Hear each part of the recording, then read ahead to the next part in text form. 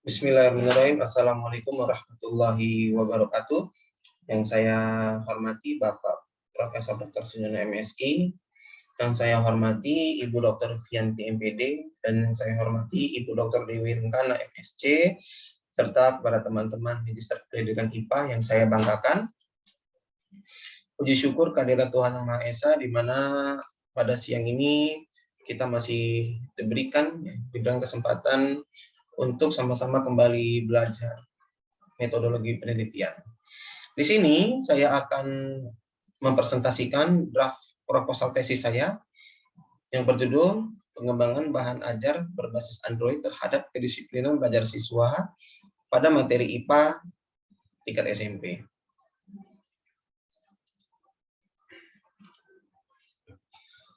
Latar belakang masalah. Nah, di dalam latar belakang masalah ini saya membuat harapan, kemudian ada fakta dan solusi.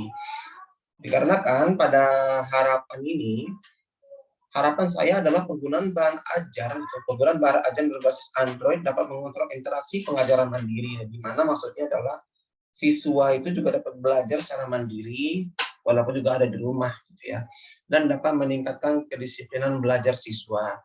Nah, faktanya bahan ajar yang digunakan belum ada yang berbasis Android serta kedisiplinan belajar siswa masih rendah. Sehingga berdasarkan dari harapan dan fakta tersebut, karena terdapat ketidaksenjangan antara harapan dan fakta ini, maka solusi yang akan saya tawarkan adalah mengembangkan bahan ajar berbasis Android terhadap kedisiplinan belajar siswa pada materi IPA tingkat SMP. Dari latar belakang tersebut, saya merumuskan 3 rumusan masalah. Yang pertama, bagaimana pengembangan bahan ajar berbasis Android terhadap kedisiplinan belajar siswa pada materi IPA tingkat SMP. Kemudian, bagaimana keefektifan bahan ajar berbasis Android terhadap kedisiplinan belajar siswa pada materi IPA tingkat SMP. Dan rumusan masalah yang terakhir, apakah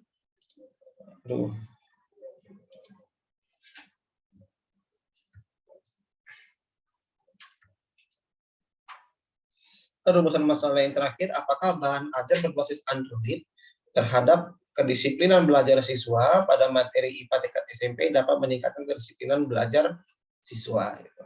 Sehingga didapatkanlah tujuan penelitian, yaitu untuk mengembangkan bahan ajar berbasis Android terhadap kedisiplinan belajar siswa pada materi IPA tingkat SMP. Kemudian mengetahui keefektifan bahan ajar berbasis Android terhadap kedisiplinan belajar siswa pada materi IPA tingkat SMP. Dan yang terakhir, mengetahui peningkatan kedisiplinan belajar siswa setelah menggunakan bahan ajar berbasis Android terhadap kedisiplinan belajar siswa pada materi IPA tingkat SMP. Oke, manfaat penelitian pada penelitian saya ini ada 4, yaitu manfaatnya adalah untuk peserta didik, kemudian bagi guru, kemudian bagi sekolah, dan bagi peneliti. Masuk ke dalam tujuan pustaka, di sini saya mengambil 3 tinjauan ya. Yang pertama ada bahan ajar, kemudian ada Android, dan yang ketiga disiplin belajar. Di sini saya mengambil secara ringkas ya, bahwasanya bahan ajar itu merupakan segala bahan yang disusun secara sistematis yang menampilkan sosok utuh dari kompetensi yang akan dikuasai peserta didik dan digunakan untuk membantu guru dalam proses pembelajaran di kelas. Sedangkan kalau Android yang kita tahu bahwasannya sistem operasi ya untuk perangkat mobile yang pengembangannya dipimpin oleh Google. Dan yang terakhir, karena saya memberi judul disiplin belajar ya, berarti disiplin belajar adalah suatu sikap yang menunjukkan ketaatan atau kepatuhan terhadap peraturan-peraturan yang berkenaan dengan masalah belajar, baik itu peraturan yang berada di sekolah, baik peraturan yang ditentukan oleh guru, kemudian yang ditentukan oleh diri sendiri ya, yang dapat dijadikan sebagai perubahan tingkah laku pada diri siswa itu sendiri. Selanjutnya dalam metode penelitian. Pada metode penelitian ini, tempat dan waktu penelitian, rencananya saya akan melaksanakan penelitian ini pada tahun 2022 di SMP saya sendiri, tempat saya mengajar, yaitu SMP Islam Mumtaz, Bandar Lampung. Kemudian populasinya adalah seluruh peserta didik ya, dari kelas 7, kelas 8, kelas 9 di SMP Islam Mumtaz Bandar Lampung. Dan sampelnya juga adalah seluruh kelas 7, 8, dan 9 dengan teknik total sampling, yaitu di mana semua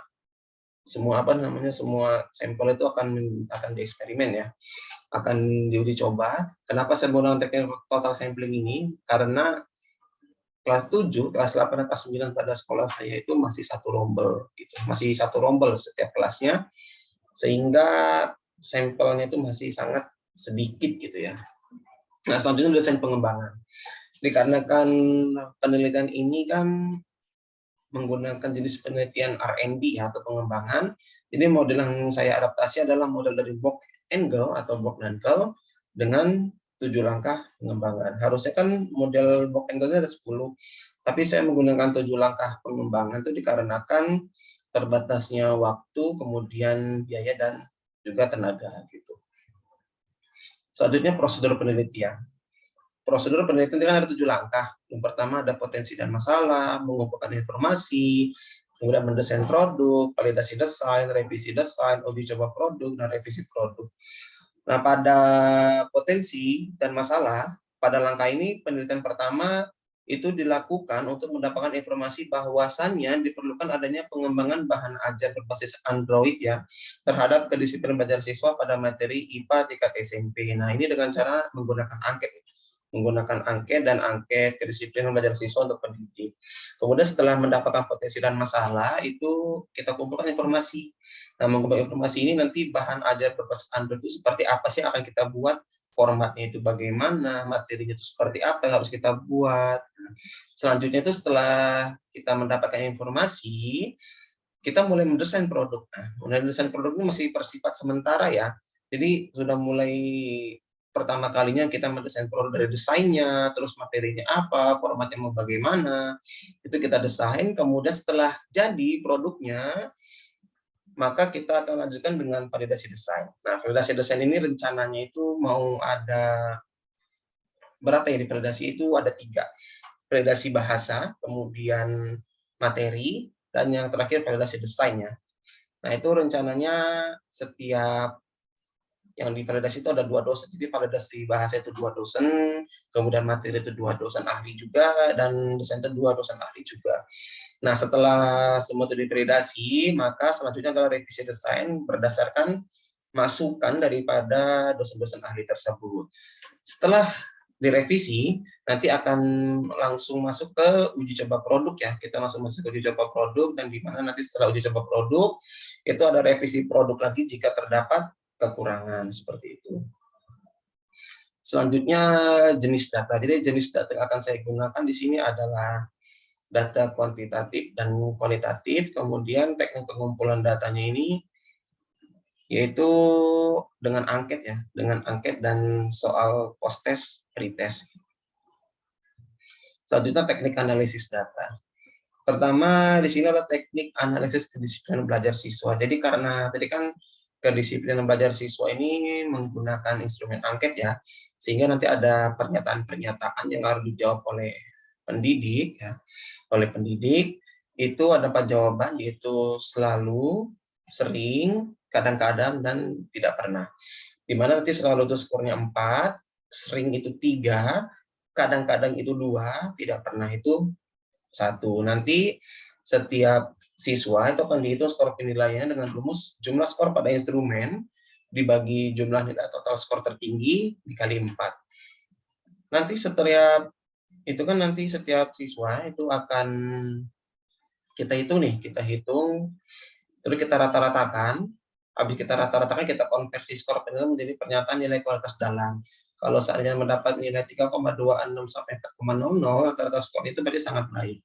Kemudian 2,51 sampai 3,25 itu baik, 1,76 sampai 2,50 itu kurang baik, dan 1,01 sampai 1,75 itu tidak baik. Selanjutnya ada validasi ahli. Sama seperti disiplin belajar tadi, validasi ahli juga memiliki 4 pilihan jawaban, yaitu tidak baik, kurang baik, baik, dan sangat baik. Nah, tetapi di sini saya tulis sangat menarik karena biasanya kan kalau desain itu pasti bacanya menarik ya. Biasanya sangat menarik seperti itu ya. Nah, berarti itu juga sama, skor dari 4, 3, 2, 1, kemudian skor penilaiannya juga sama, kemudian nanti juga dihitung rata-ratanya, dan Setelah rata-ratanya ketemu, dikonversi skor penilaian menjadi pernyataan nilai kualitas dalam yang seperti tadi ya. Nah, ini tabelnya. Selanjutnya yaitu uji keefektifannya. Jadi instrumen tes yang digunakan adalah tes multiple choice yang didapat dari post test dan pretest. Nah, jadi tes multiple choice ini nanti sudah ada di dalam aplikasi tersebut ya, khususnya yang pretest ya. Nah, itu digunakan dengan rumus engine, yaitu rumusnya skor post test dikurang skor pretest dibagi skor ideal dikurang skor pretest. Kalau seandainya gainnya nanti lebih dari 0,7 berarti tinggi. Kalau 0,3 lebih kecil sama dengan gain, gainnya lebih kecil sama dengan 0,3, kemudian lebih kecil sama dengan 0,7 itu sedang ya. Kemudian gainnya lebih kecil dari 0,3 itu berarti rendah. Baik, mungkin itu saja presentasi dari saya. Kurang lebihnya saya mohon maaf. Terima kasih. Wassalamualaikum warahmatullahi wabarakatuh.